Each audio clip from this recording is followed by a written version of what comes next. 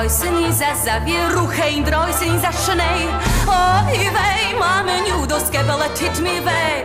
Oi, oi, oi, oi, oi, ich gefuhrt weg. Lo mir sich gesegnen, der Poist geht weg. Here's another story about a Chachama, a wise woman. This wise woman, is everybody happy so far? Yeah. All right, good. Yeah, so, I just want to know if you're there. This wise woman was my grandma, Grandma Hannah Fagel, blessed memory.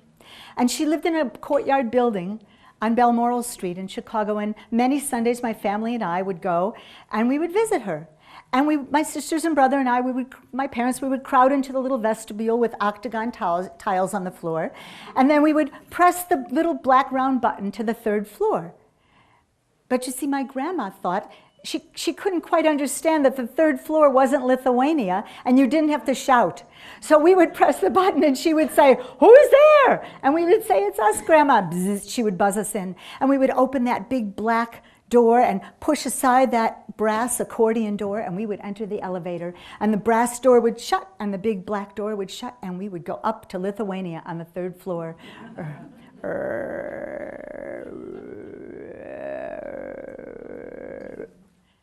And we were there. And we'd push aside the brass door and open the big black door. And the smells of delicious food would come to us from all over the hall. Every door had a mezuzah. And there was my grandma. You could see her because a shaft of light was coming out of her apartment. She was leaning out of her door. She had a faded flowered bib apron over her ample bosom.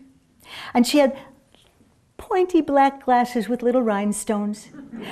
Her upper lip was beaded in perspiration, and so her lipstick always was a little bit off of her lips.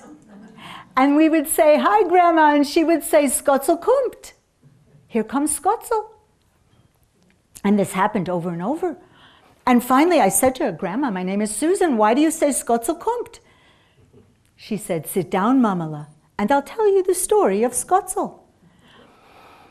A long time ago, she said, the women complained that the men got to do everything, and the women didn't get anything at all. They didn't get to read from the Torah. They didn't get to do any of the mitzvahs.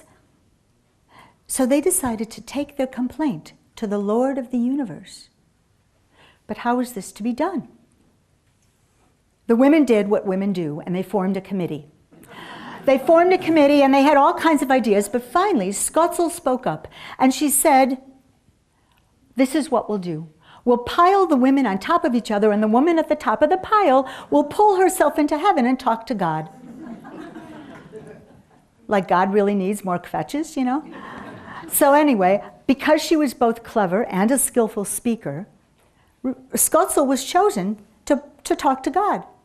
The first woman knelt down. All the other women climbed on top of her, one on top of the other, on top of the other. And just as Skotsl was about to pull herself into heaven, the woman at the bottom of the pile got an itch. She reached up to scratch her nose, and the whole pile of women came tumbling down, one on top of the other. The women picked themselves up and rubbed their bruises. They brushed themselves off, and they tried to find one another. But Skotsl was nowhere to be found, even though they searched everywhere for her. And there was no one left who could be counted on to talk to God. And the situation of the women remained unchanged. "And so you see," said my grandma, "whenever a woman comes into our house, we say, 'Skotsl Kumt.' Here comes Skotsl. Because who knows, one day she might really be here." Now, many years later, when I was in college, I went to visit my grandma by myself. I went into that same little hallway, pushed the same little black button to Lithuania, and my grandma would say, "Who's there?" And I'd say, "It's me, Grandma.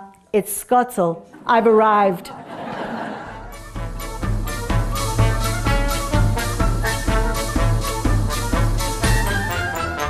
In draußen ist es Zawieruche, in draußen ist es Schnee. Oi, wei, Mama, nu, das Gebele tit mir weh.